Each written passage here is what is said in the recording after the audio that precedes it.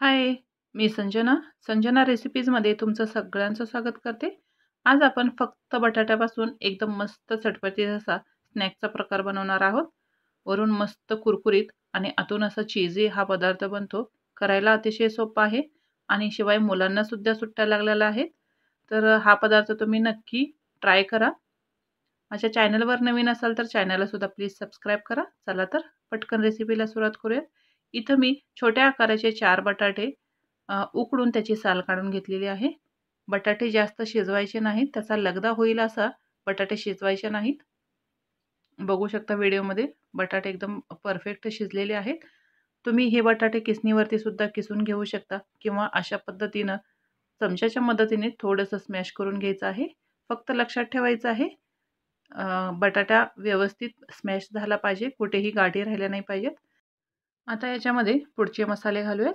अर्धा छोटा चमचा इतका चाट मसाला घातलेला आहे. चवीनुसार मीठ ॲड करायचं आहे आणि अर्धा छोटा चमचा इतकं मी काळी मिरी पावडर घातलेली आहे आणि इथं ऑरिगॅनो घातलेला आहे किंवा तुमच्याकडे जर पिझ्झा सिझलिंग असेल तर तुम्ही नक्की वापरा. छान टेस्ट येते त्याच्यामुळं. मी जास्त काही मसाले आणखी ॲड करणार नाही आहे. जर तुम्हाला थोडंसं तिखट ॲड करायचं असेल तर तुम्ही लाल मिरचीची पावडर ॲड करू शकता. हे छान असं मिक्स झाल्यानंतर थोडंसं मी काळं मीठ घातलेलं आहे आणि 1 चमचा इतकं कॉर्नफ्लॉवर घालायचं आहे आणि 1 चमचा मी तांदळाचं पीठ घालणार आहे. याच्यामुळे छान कुरकुरीतपणा येतो या पदार्थाला आणि बाइंडिंगसुद्धा व्यवस्थित होतं. आपल्याकडे जो पोहे खायचा चमचा असतो तर त्या चमच्याने फुल चमचा मी कॉर्नफ्लॉवर आणि तेवढंच मी तांदळाचं पीठ ॲड केलेलं आहे. आता हे सगळं व्यवस्थित एकत्र मिक्स करून घ्यायचं आहे. हलक्या हाताने मिक्स करायचं आहे. आता मी इथं चीज घालणार आहे याच्यामध्ये. तर माझ्याकडे किसणी आहे, त्याला मी थोडंसं तेल ग्रीस केलेलं आहे, ज्याच्यामुळं चीज जास्त या किसणीला चिकटणार नाही. तर हा 1 क्यूब मी याच्यामध्ये किसून घालणार आहे. तुमच्या आवडीनुसार तुम्ही घालू शकता. 2 छोटे चमचे चीज पुरेसं आहे. आता हे सगळं परत एकदा व्यवस्थित मिक्स करून घ्यायचं आहे.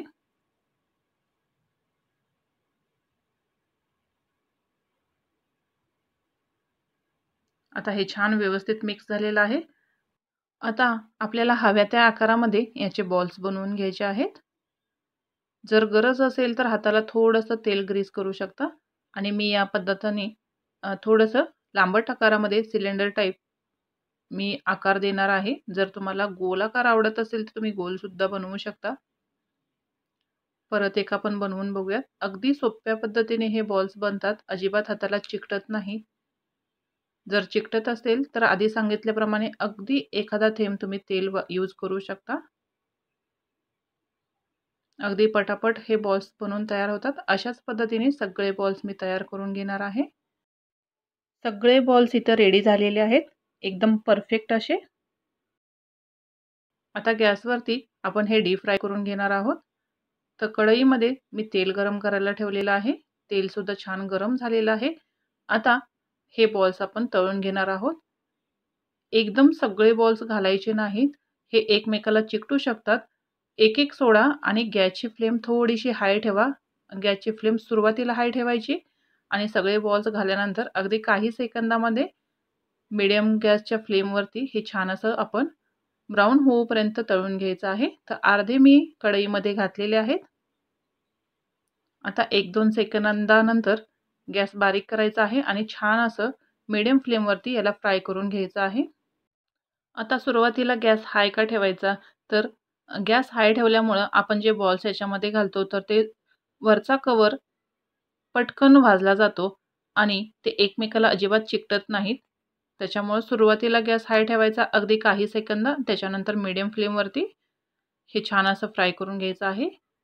आता राहिलेले बॉल्ससुद्धा मी याच्यामध्ये फ्राय करून घेणार आहे. अगदी छान कलर येतो. कुठेही लाल तिखट घातलेलं नाही आहे मी, तरीसुद्धा अतिशय सुंदर कलर येतो. अगदी 2 सेकंदानंतर तुम्ही गॅसची फ्लेम जरूर मीडियम करा, नाहीतरी आत कच्चं राहील आणि वरून फक्त कलर येईल. त्याच्यामुळं नंतर मीडियम फ्लेमवरती हे तळून घ्यायचं आहे. बघू शकता एकदम मस्त आपले स्नॅक्स तयार झालेले आहेत. करायला अतिशय सोपे आणि टेस्टला अतिशय सुंदर लागतात. बघू शकता वरून एकदम मस्त क्रिस्पी आणि आतून छान असे जाळीदार बनलेले आहेत. तुम्ही हे टोमॅटो सॉससोबत सुद्धा खाऊ शकता. चवीला अतिशय छान लागतात. रेसिपी कशी वाटली हे कमेंटद्वारे मला नक्की कळवा. माझ्या चॅनलवर नवीन असाल तर चॅनलला सुद्धा प्लीज सबस्क्राईब करायला अजिबात विसरू नका. नक्की सबस्क्राईब करा, लाईक करा आणि इतरांना हे व्हिडिओ तुम्ही शेअरसुद्धा करा. परत भेटू एक नवीन रेसिपी घेऊन. तोपर्यंत मस्त टेस्टी हेल्दी खात राहा. बाय.